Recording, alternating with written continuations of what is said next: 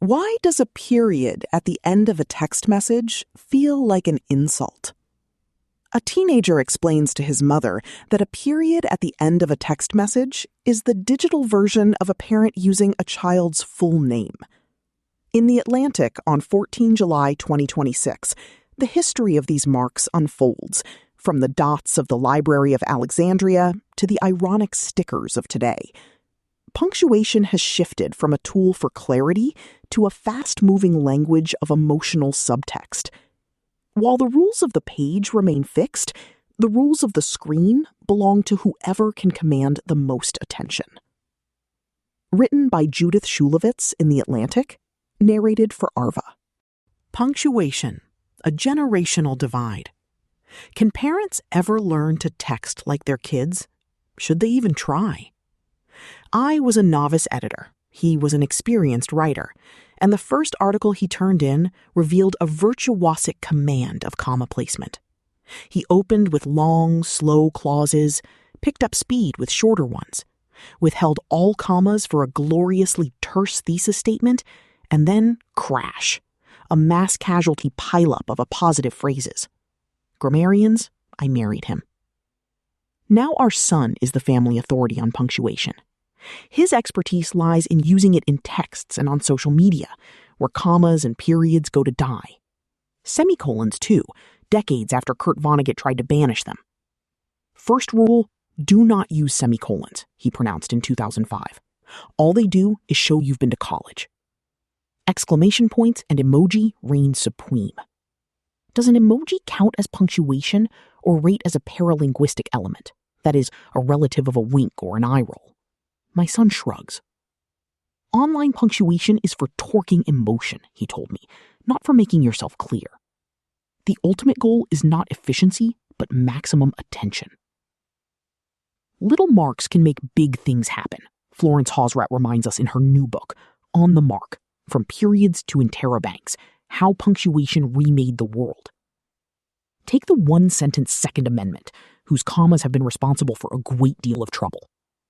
A well-regulated militia, being necessary to the security of a free state, the right of the people to keep and bear arms shall not be infringed. Until the 21st century, all parts of the amendment were given equal weight, regardless of commas, so that the gun rights granted in its second half were limited to the militias referred to in the first half. In 2008, however, Supreme Court Justice Antonin Scalia affirmed an unusual interpretation that used a comma to downplay the clause about militias, leaving the people with an individual right to bear arms. But the eminent originalist, of all people, failed to acknowledge an important historical fact. The version of the amendment on which Scalia based his reading, found in the National Archives, is only one among many. Each state ratified a different version of this amendment, Hosrat writes, some with 2, some with 3, and some with 4 commas. Punctuation was not standardized in the founders' time, so the best course of action, she says, is not to read too much into those commas. The rules of punctuation have been codified since then, but they have never stopped evolving. Indeed, thanks to the advent of technologies that have us typing more and more, the rules have been hyper-evolving. Marks do more than fit parts of a sentence together. They recreate the pace, emphasis, and tone of voice that we rely on to make our meaning plain when we talk in person or by phone. Now that we can react to a friend's needy text or an enemy's infuriating post in real time and with minimal reflection, we need reliable substitutes for extraverbal cues more than ever. But if online punctuation is about maximum attention rather than mutual comprehension and is mutating so rapidly, you have to wonder about the future of communication. In the beginning was the written word, and the word flowed into other words. Roughly 5,000 years ago, writing looked like this. Then, slowly, graphic signposts emerged to make reading easier. Hosrat takes us through this history. Babylonians arranged words into boxes, creating proto-paragraphs. Old Assyrian and Old Persian put triangles between words. The demands of empire spurred invention.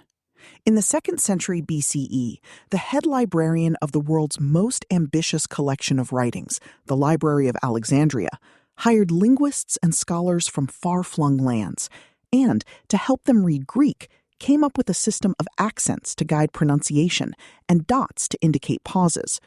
Those dots were forgotten after the decline of Rome, but they reappeared in different guises with the spread of monotheistic religions. The word of God demands proper punctuation. The printing press brought an explosion of published material, and soon the modern book was born, set in different typefaces and organized with many of the marks still used today. Renaissance humanists discovered the literary potential of punctuation, inventing nuanced marks such as the exclamation point, the semicolon, dashes, and parentheses. Little moons, the Dutch scholar Erasmus fondly called them. These new devices allowed sentences to ramble along twisty paths of thought, opening up new realms of the self. Ever since, poets and novelists have been developing punctuation into a high art, as Lee Clark Mitchell shows in Mark My Words, Profiles of Punctuation in Modern Literature, 2020. Emily Dickinson wielded dashes like a fencer in her poems, slicing phrases apart, creating islands of heightened meaning. The dashes were edited out after her death and not restored until 1955. Hazrat reports that Dickinson used dashes of different sizes and shapes, curving upward and downward and back on themselves, that modern typography still hasn't captured. Humbert, the narrator of Vladimir Nabokov's Lolita, directs 450 parenthetical asides to the reader, giving us all too intimate access to the thoughts of a floridly narcissistic pedophile. Pulling readers into a different dark world, the 2026 Pulitzer Prize winner for fiction, Daniel Krause's Angel Down, never uses a single period.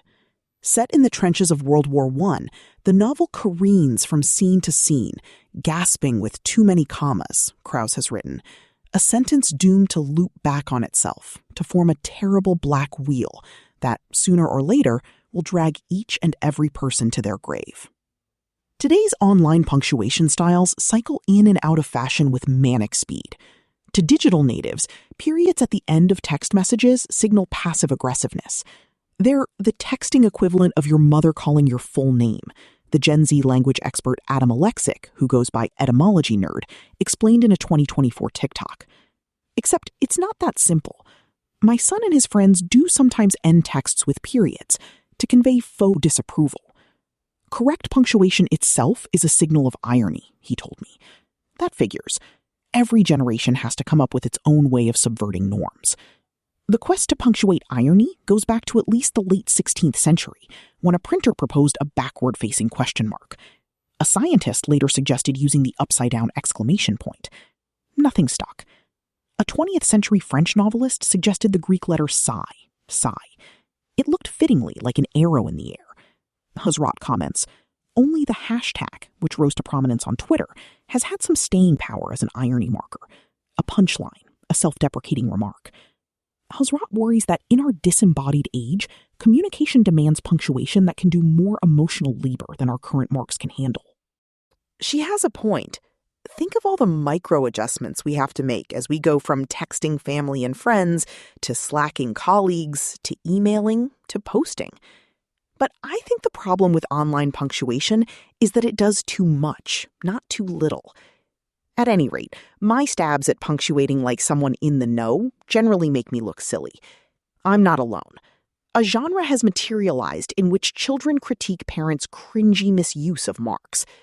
Madeline Cash, in Granta, puzzles over her mother's habit of ending innocuous statements with an ominous ellipsis. Okay, her mother writes when Cash says she's coming home to visit. Cash wonders, is she going to say more? Is my coming home for Christmas an imposition? My son sent me a viral 2025 TikTok in which a perky young man gives his parents a slide deck presentation on when to use the double exclamation point iMessage reaction, called the emphasis. He lays out 3 rules. His mother's emphases follow none of them. Hey, my emphases don't either. Why hadn't my son ever told me that? Because I'm resigned to old people using it wrong, he texted. Plus, he's not in the business of making me look cool. Anyway, the standard emoji and text reactions are becoming passé.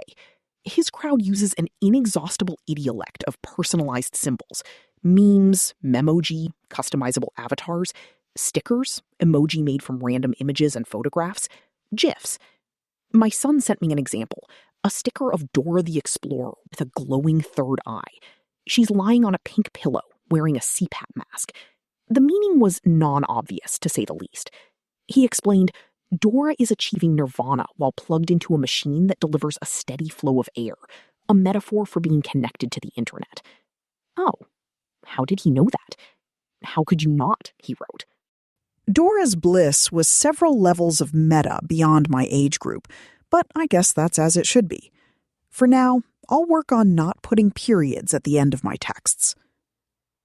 This article appears in the August 2026 print edition with the headline, Full Stop. When you buy a book using a link on this page, we receive a commission. Thank you for supporting The Atlantic. When you buy a book using a link on this page, we receive a commission. Thank you for supporting The Atlantic.